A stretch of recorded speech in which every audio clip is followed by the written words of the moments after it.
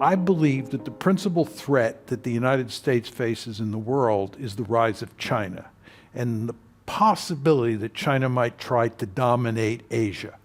And I think we have a deep-seated interest in containing China.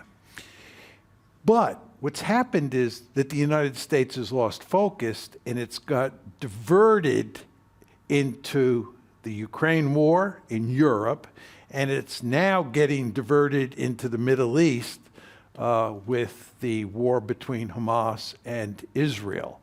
And the United States is therefore unable to pivot completely to Asia. And I think this is a major mistake for the United States. The period from 1989, when the Cold War ended, up until about 2017 is commonly known as the unipolar moment. And what that means is that there was only one great power on the planet. And that one great power was the United States of America. The unipolar moment is in the rearview mirror. It's gone. We are now in a multipolar world where we went from one great power to three great powers: the United States, China, and Russia. It's important to understand that Uncle Sam is still the most powerful state on the planet. But nevertheless, China is a peer competitor. It is growing economically, it is growing militarily, and it is beginning to close in on the United States. The Gulf is of great interest to the United States and other countries on the planet simply because it has oil. And oil is a very special resource.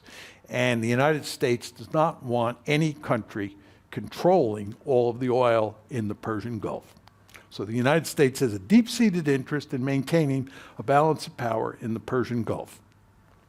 Now, we have these three areas of the world: East Asia, Europe, and the Gulf.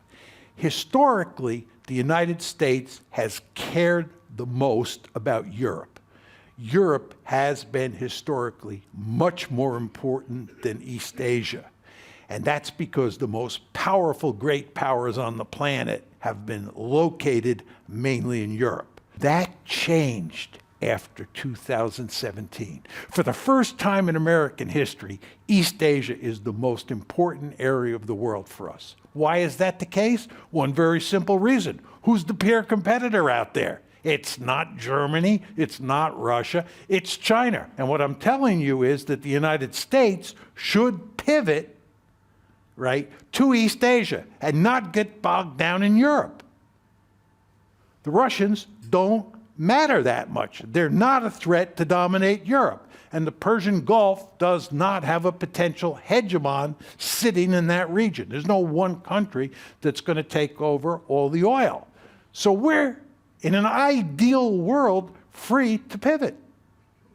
But we've not fully pivoted.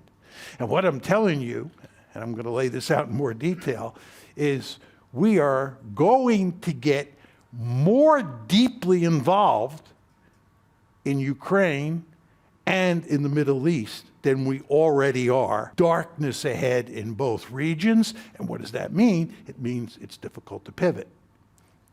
One final point. There is nobody who disagrees that China is our biggest threat.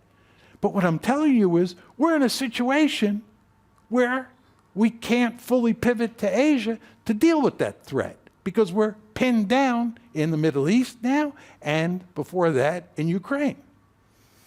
Furthermore, the Russians, who should be on our side because of our foolish policies, have pushed them onto the side of the Chinese. This is not good.